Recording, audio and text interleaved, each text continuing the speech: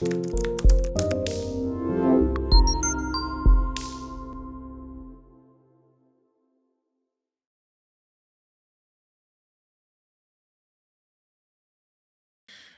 you're an entrepreneur and you're building out a business, it doesn't necessarily have to be real estate. I mean, we all have these side hustles that we're doing. And if you don't, then let's focus on your one thing. What is that? Is it real estate? Is it a different business? And when we dive deeper, we start realizing, okay, well, in order for me to be able to grow, and I always go back to Tim Ferriss's book, The 4 Hour Work Week, because when I was reading it, I'm like, okay, what kind of hack am I reading here on the 4 hour work week? Is it going to be some hack I can't apply? And as I was reading it, I'm like, wait a second. He's telling me I should hire a whole bunch of VAs. That's it. And bring in technology. Little did I know it was like that. But that's what really opened my eyes into this whole world of virtual assistants. And so when you look at it and say, well, how can I start growing and scaling? And that's when you start looking at two things: hiring talented people and getting the right technology into place. And so, and I'm going to talk to you right now as agents, we look at multiple things. And that's, you can bring in somebody to do all of the work that you don't like to do, which is paperwork, which is important, right? Checking your emails, making sure that calls are getting returned, all of the administrative work.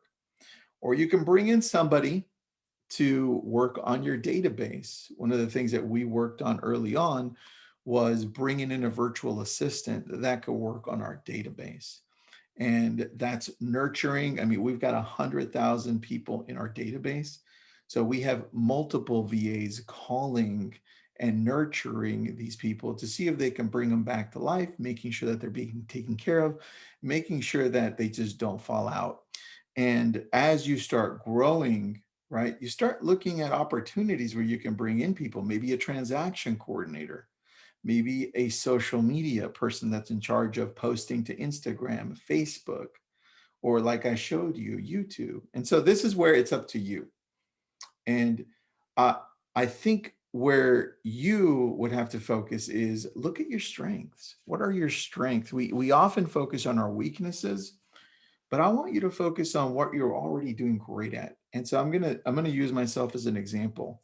When I hired the director of ops, the executive admin who happens to be a virtual assistant for me, I'm like, well, let's hire somebody that's not only organized, but let's hire somebody that understands the world that I'm in, and that's technology and social media.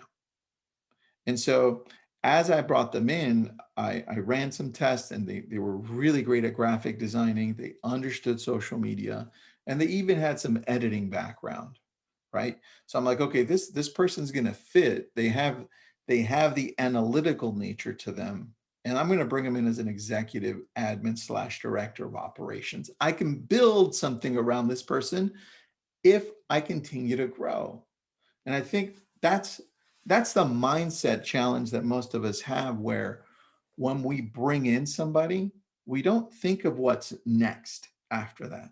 So now I'm telling you, the person you're going to hire, whether it's in-house or virtual assistant, don't let that stop there. Think ahead and say, well, what happens 6 months from now if this person is super busy and I'm being aware of all the work that I'm throwing at this person? I'm not overdoing it, right? They're very busy. And now I'm looking at, there's an opportunity as I've gotten busier to be able to now bring in maybe a marketing director, or maybe an internal sales agent, an ISA, somebody who's going to make outbound calls or receive these inbound calls.